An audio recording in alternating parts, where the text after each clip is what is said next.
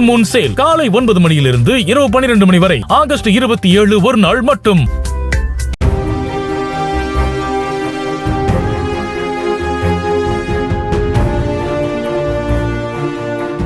கோவை விமான நிலையம் பின்புறம் போதைப்பொருள் விற்பனையில் ஈடுபட்ட இளைஞர்கள் 7 பேரை கைது செய்த போலீசார் அவர்களிடமிருந்த 1700 போதை மாத்திரைகள் மற்றும் 3.5 கிலோ கஞ்சாவையும் பறிமுதல் செய்தனர்.